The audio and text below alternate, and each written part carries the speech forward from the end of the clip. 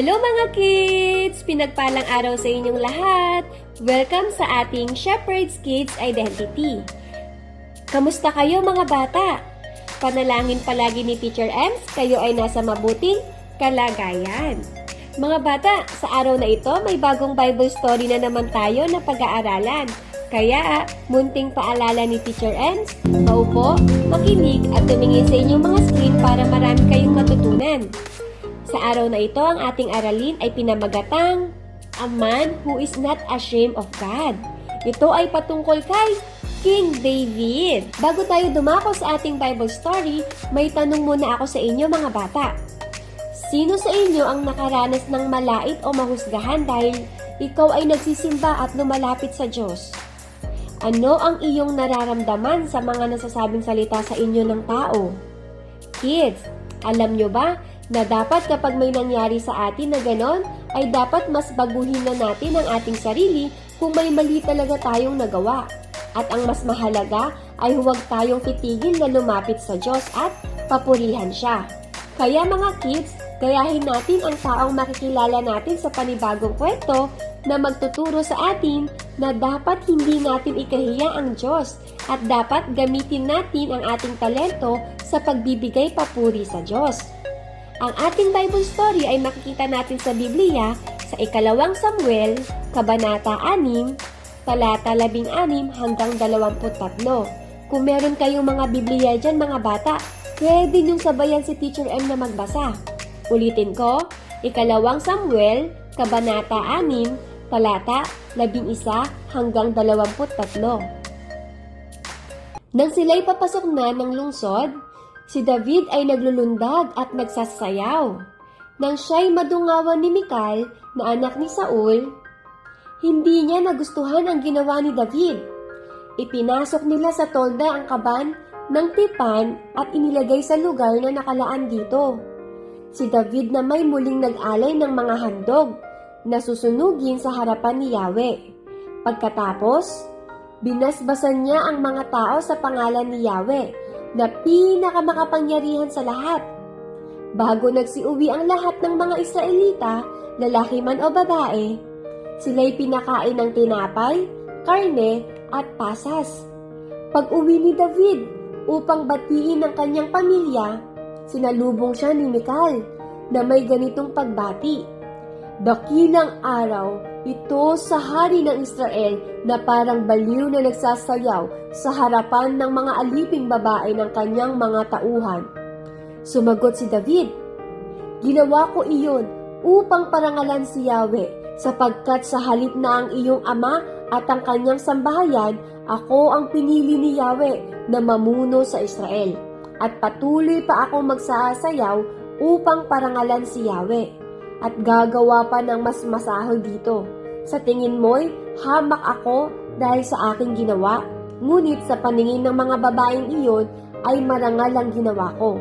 Si Michal na anak ni Saul ay hindi nagkaanak hanggang siya ay mamatay. Doon nagtatapos ang ating kwento. Ngayon mga bata, ating alamin kung paano pinakita ni David ang kanyang pagpupuri sa Diyos. Una, naglulundag at nagsasayaw.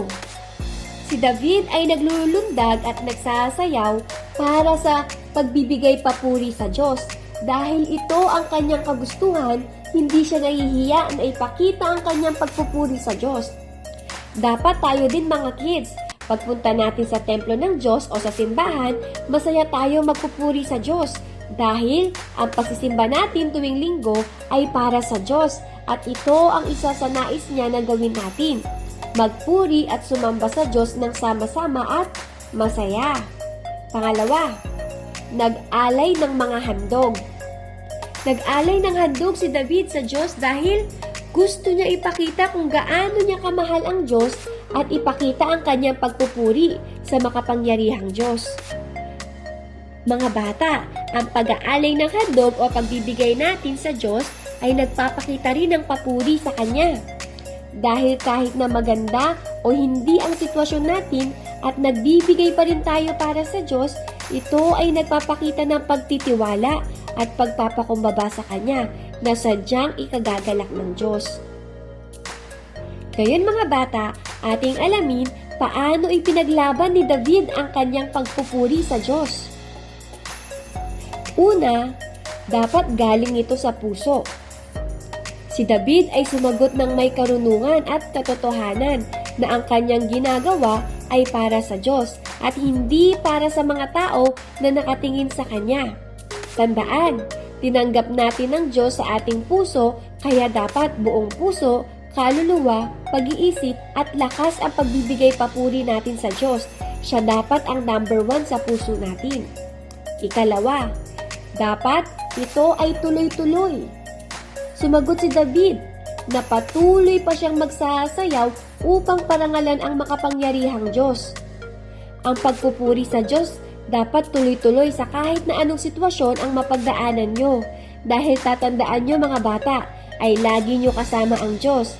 Ikaw ay pinaglaban ng Diyos kaya dapat ang pagpupuri mo sa Kanya ay tuloy-tuloy. Ayan mga bata, handa ba kayong maglulundag at magsasayaw para magbigay papuri sa Diyos at mag-alay ng mga handog? At ipaglaban ang pagpupuri sa Diyos sa pamamagitan ng galing ito sa puso at tuloy-tuloy. Ngayon mga bata, ating pagtuunan ng pansin na ang pagpupuri sa Diyos ay dapat taos sa ating mga puso, lalo na ang pagbibigay ng handog sa Kanya upang maparangalan natin ng Diyos. Alam ng Diyos kung pinupuri lang natin siya gamit ang ating mga labi at hindi gamit ang puso. Si David ay nagpakita ng buong puso na pagbibigay papuri at parangal sa Diyos. Kaya naman tularan natin ito at gamitin natin ang ating mga boses at katawan sa pagbibigay papuri sa Diyos. Matutunan naman natin sa buhay ni Mikal na mahalaga ang pagbibigay papuri sa Diyos at dapat hindi ito binabaliwala dahil may kaparusahan na maaari tayong matanggap. Kaya tularan natin si Haring David na kahit hari na siya ay di siya tumitigil na magbigay papuri at parangal sa Diyos. Tatandaan mga bata, dapat kapag nagpupuri tayo sa simbahan ay di natin ito ginagawa para sa ating katabi o para sa ating sarili, dapat para ito sa Diyos upang mabigyan natin siya ng nararapat na papuri at parangal na karapat-dapat sa Kanya. Tandaan mga bata, huwag natin ikakahiya ang Diyos. Isigaw natin sa buong mundo ang kadakilaan ng Diyos sa pamamagitan ng pagpupuri natin sa Kanya. Ngayon mga bata, dito nagtatapos ang ating aralin para sa araw na ito.